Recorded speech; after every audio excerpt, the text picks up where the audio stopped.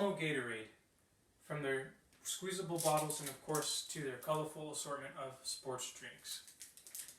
But do we know how they began? Do we know how they started? And do we know why they started? Do we know why PepsiCo alone bought Quaker for $13 billion just to get Gatorade as part of their product portfolio? Do we know why University of Florida garnered more than $100 million in profit since 1965 in just revenues alone from Gatorade? How could such a simple concoction of sugar, water, salt, and a little bit of lemon juice grow to such exponential heights? Hi, my name is Jason Gonzalez. Today my objective here is simply just to state that small events can trigger and even begin catalyzation of an industry, and as well as focusing on specific market niches when you're marketing and growing your product can yield the best results. So how did Gatorade begin? Gatorade found its roots in 1965 during the hot summers of University of Florida Gator football. The head coach of Gator football at the time noticed something peculiar with his athletes. He noticed that even though they were drinking a lot of water, they weren't urinating it out. They were sweating it out, and they were even suffering from severe heat exhaustion, low endurance, and lack of performance. Something that you would have think opposite if they were drinking a lot of water. So the head coach football at University of Florida went to Dr. Robert Cade, a kidney scientist at the time, for help. And Dr. Robert Cade and a group of other scientists at the University of Florida developed together, after performing studies, various findings, that it wasn't actually the amount of water that was important in keeping and maintaining these athletes' physical performance. It was rather their levels of electrolytes and their levels of carbohydrates, which is what they were lacking, and which is what was leading them to perform so poorly and even suffer from severe heat exhaustion. Consequently, they put together a drink of sugar, water, and salt. Unfortunately, it didn't taste too good, and it wasn't until Dr. Robert Cade's wife suggested adding lemon juice that we now have what we know as Gatorade. As a result, Gatorade took off. It really started with the performance on the field, when the University of Florida football players noticed a significant improvement to their abilities to perform during their preseason trainings during the summer. They noticed that there was a lot less heat exhaustion that they suffered from. They were able to perform a lot better, and they had a lot more endurance. Moreover, this led them to actually beat Louisiana State University, one of their toughest competitors at the time. This further bolstered them and actually led them to get a 9-2 win-loss record in the Orange Bowl at the time. Never before a record never before seen in the entire history of University of Florida. Also, in 1969, this led the head coach to go and approach the Kansas City Chiefs head coach at the time with their findings.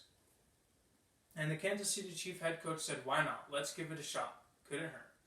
And what they found was the same results: better performance, longer endurance, a lot less heat exhaustion, because summers in Missouri are hot and humid as well.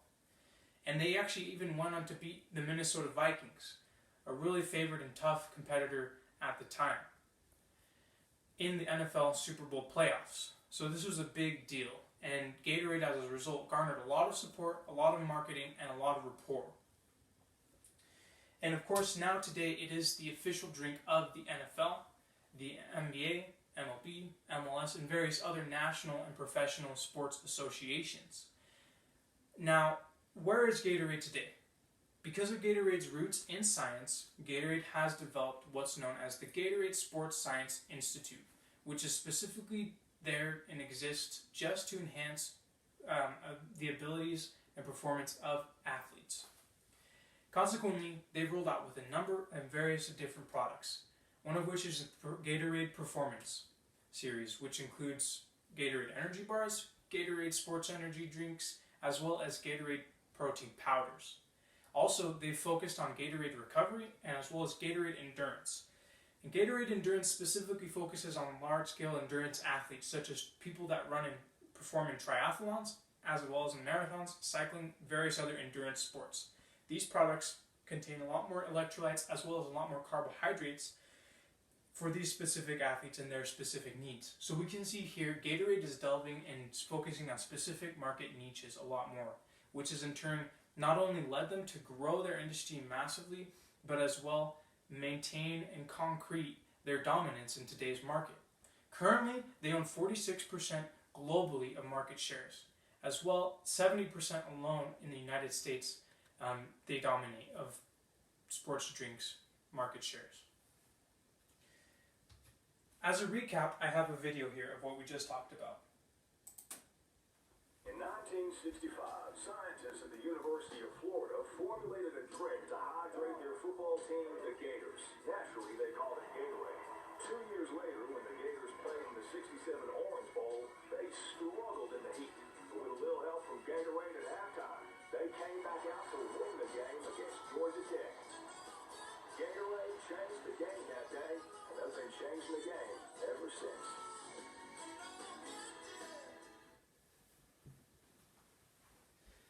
So as we can see here, Gatorade garnered a lot of support and a lot of rapport, and even a lot of sponsorships from elite big name athletes such as Michael Jordan, Venus Williams, Peyton Manning, and a lot of other high performing athletes.